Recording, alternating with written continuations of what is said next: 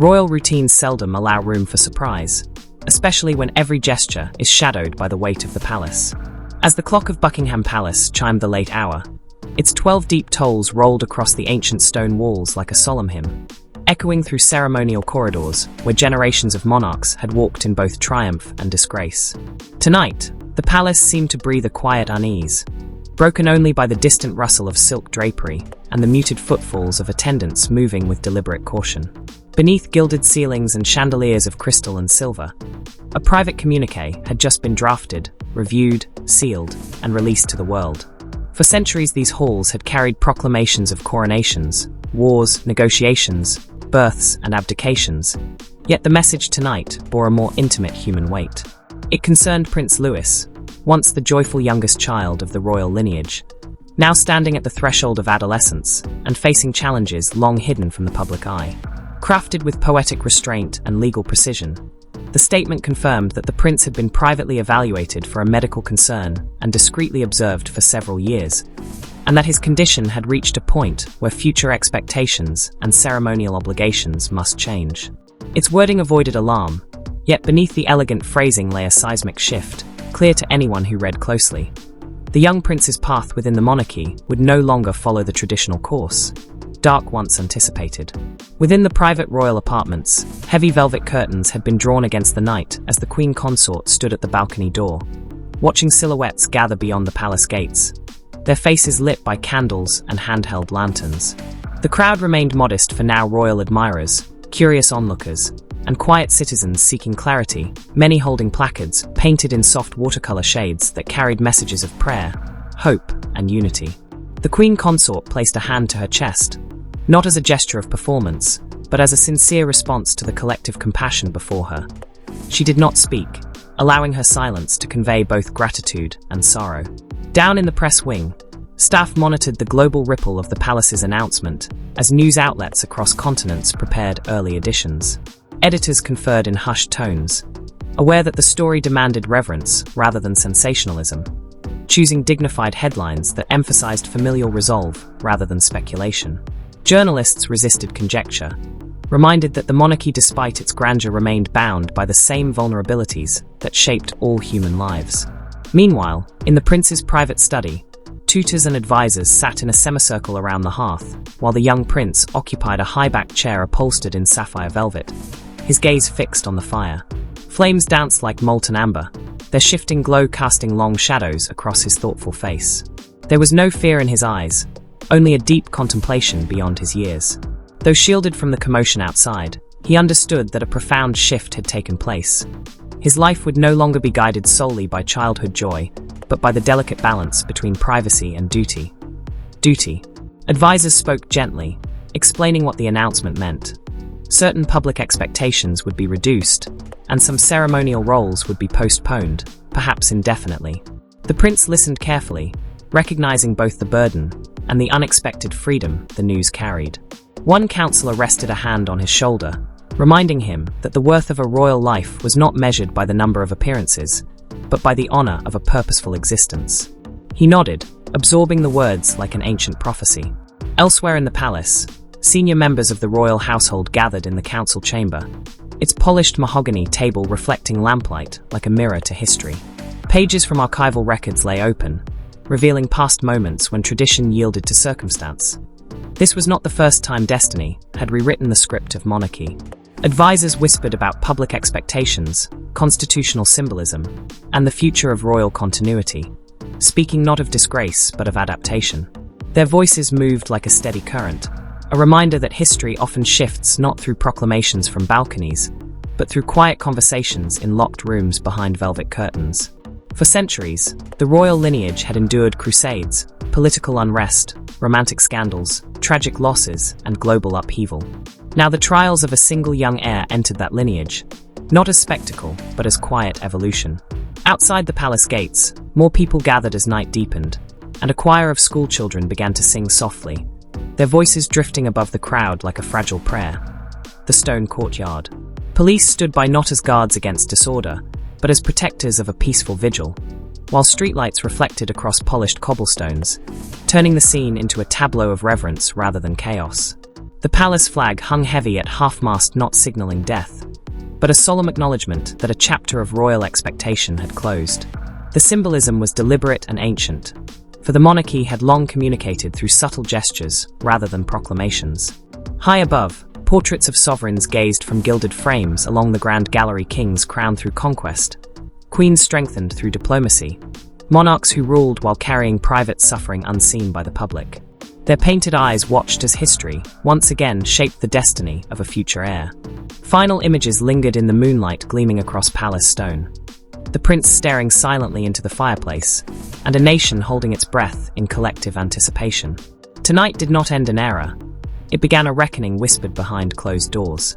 Dawn broke over London with a pale silvery glow that washed across the palace lawns like frost-kissed silk. The first rays touching Buckingham Palace's towers and illuminating the ornate crest above the central balcony. By sunrise, the city hummed with restrained melancholy. Crowds gathered again, not in unrest but in devoted silence. Newspapers sold out before breakfast, their headlines printed in dignified fonts rather than sensational ones. Citizens read in hushed cafes, exchanging glances instead of words, all sensing something delicate had shifted within the monarchy. Inside the palace, a more urgent day began. The Privy Council chamber, where crowned heads had signed treaties and sworn oaths for centuries, was prepared for a confidential assembly. Heavy drapes filtered the morning sun into thin ribbons of gold across the polished mahogany table as senior advisors, royal legal counsel, senior courtiers, and representatives of the Crown estate filed in with the solemnity of cathedral worshippers.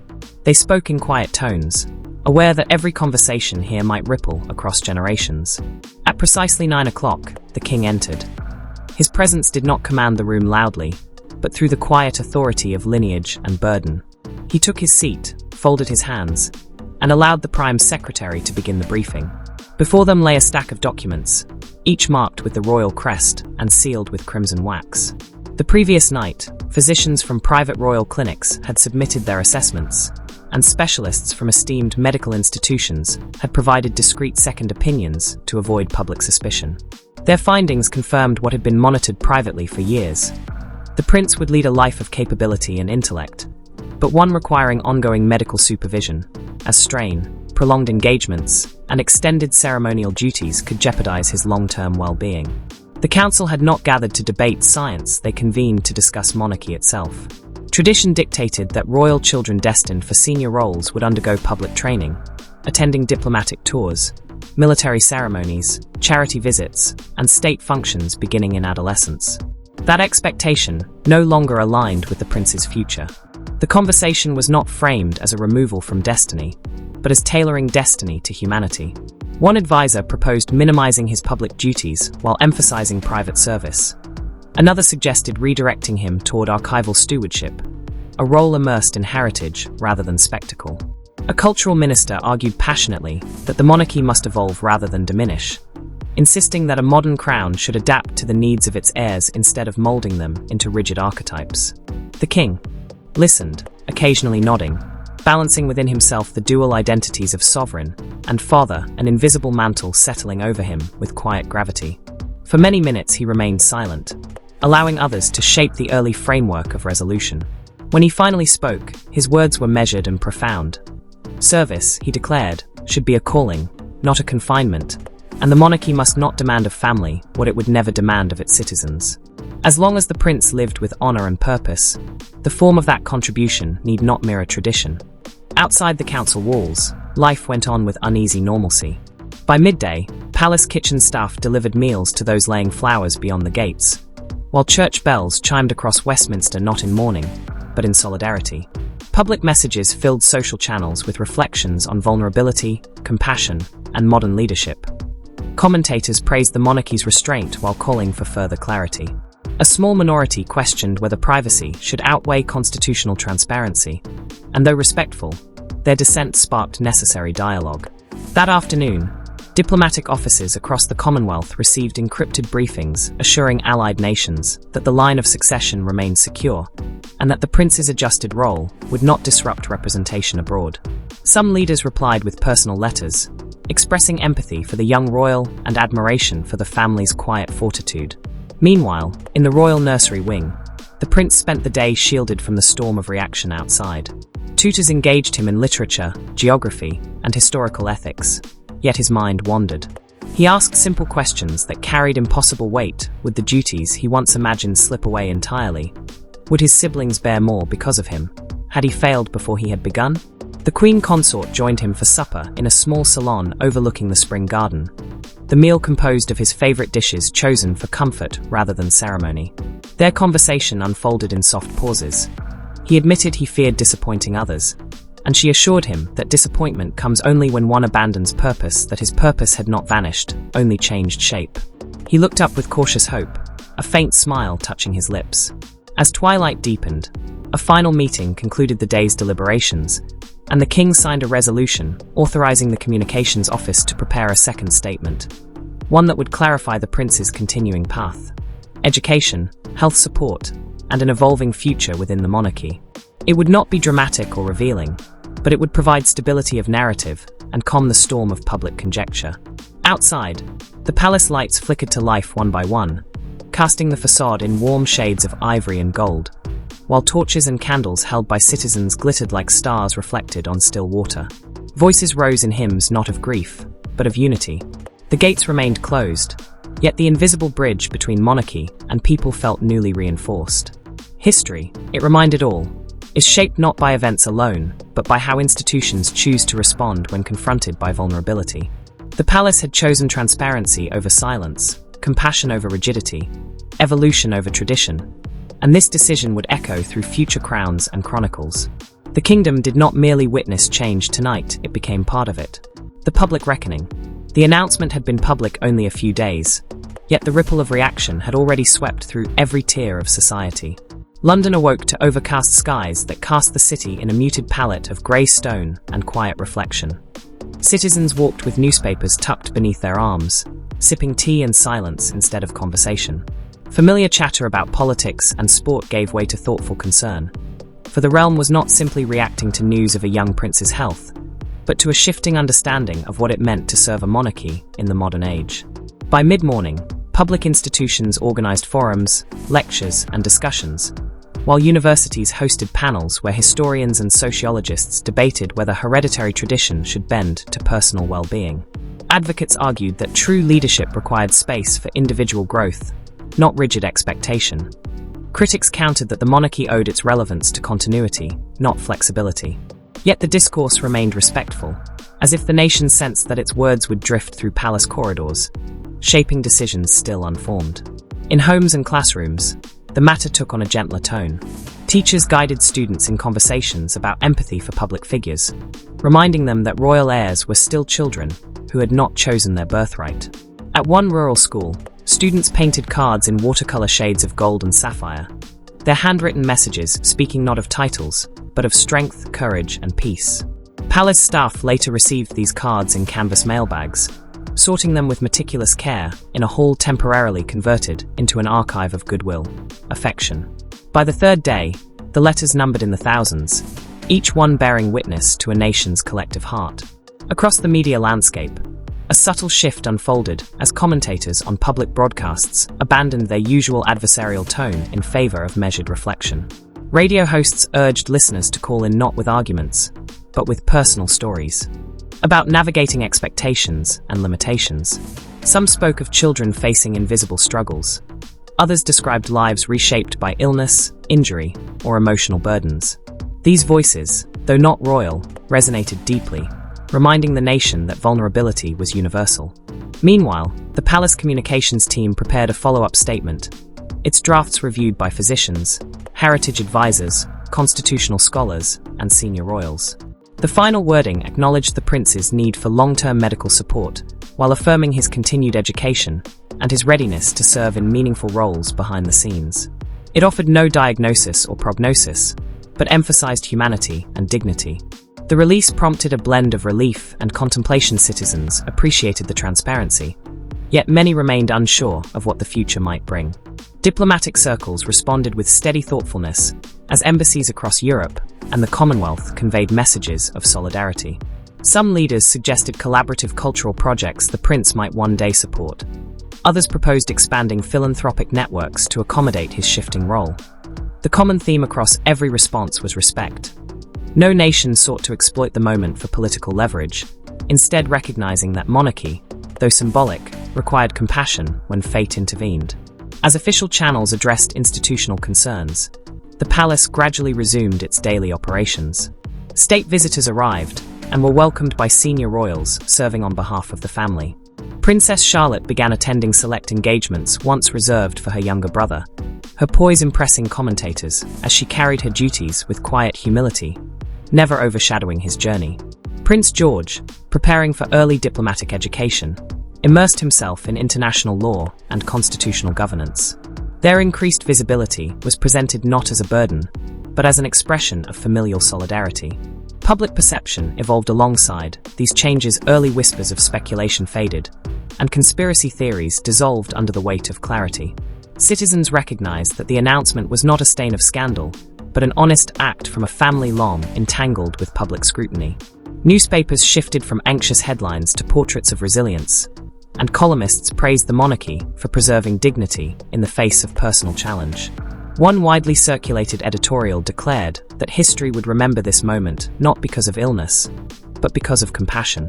Inside the palace, the atmosphere softened into a sober but hopeful rhythm, each day carrying the sense of a kingdom learning, together, how to move forward. The prince continued his studies, though his curriculum adapted subtly to reflect new priorities.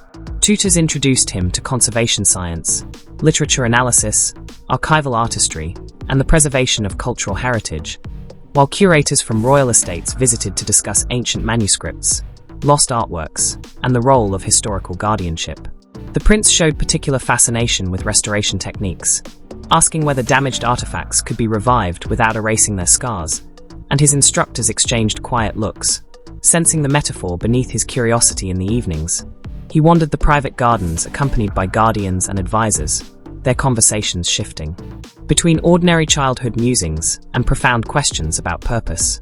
He wondered whether history valued heirs who lived outside the public spotlight, and one advisor told him that legacy was measured not by crowds, but by what one gives to others, especially when no one is watching.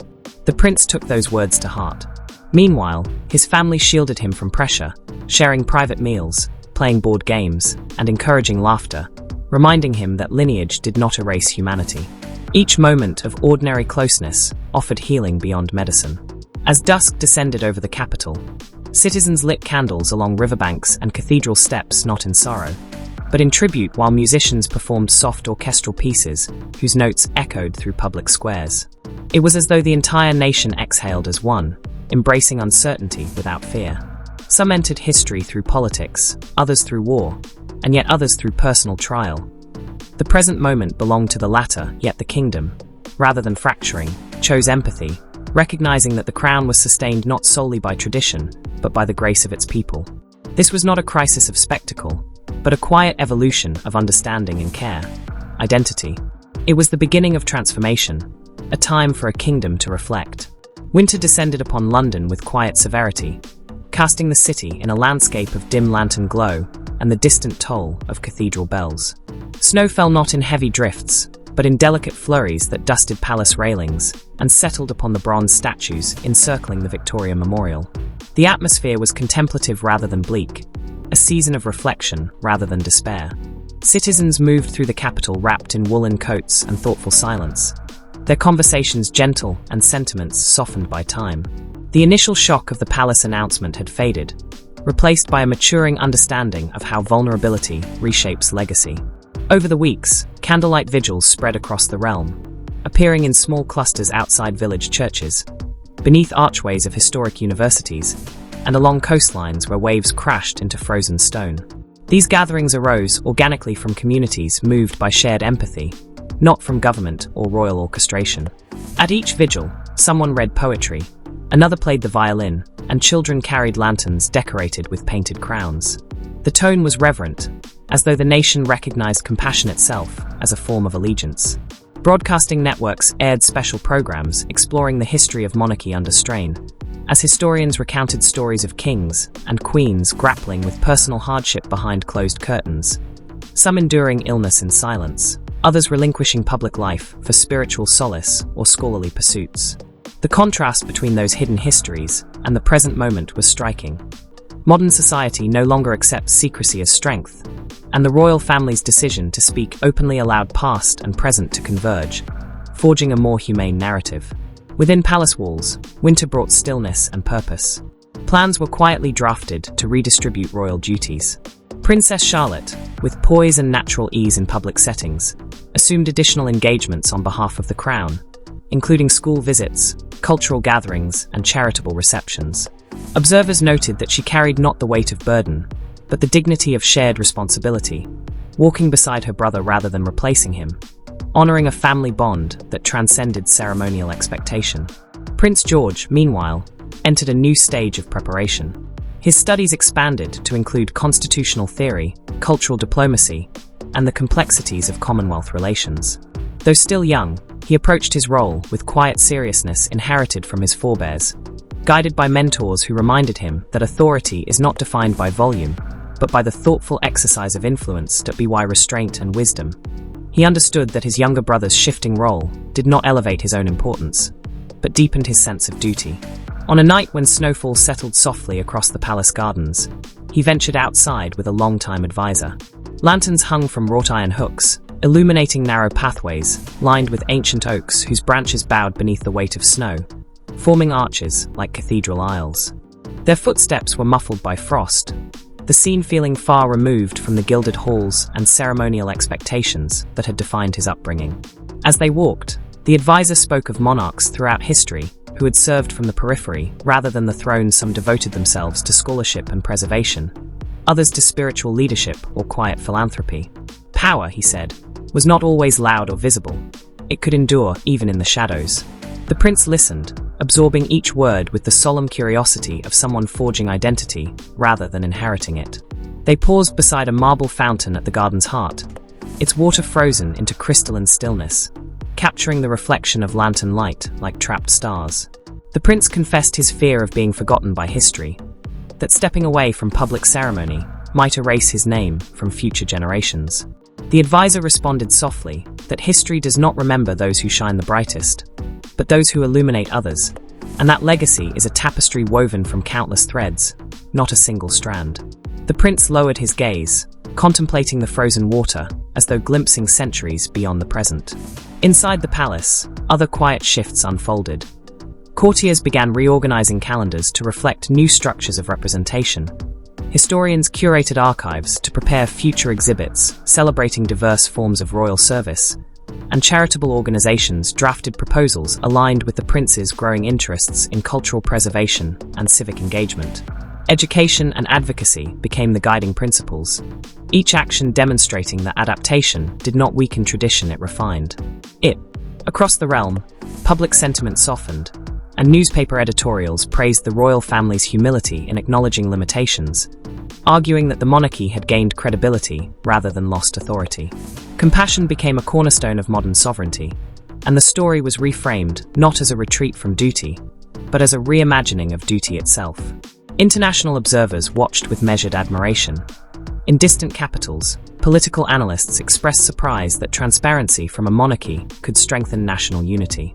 Cultural essays compared eras of royal secrecy with this chapter of openness, and some predicted that future generations would cite this moment as a turning point in the evolution of constitutional monarchy. In the final weeks of winter, the palace hosted a small private gathering in the grand ballroom, attended only by family and close advisors. No cameras recorded the event, and no journalists waited outside.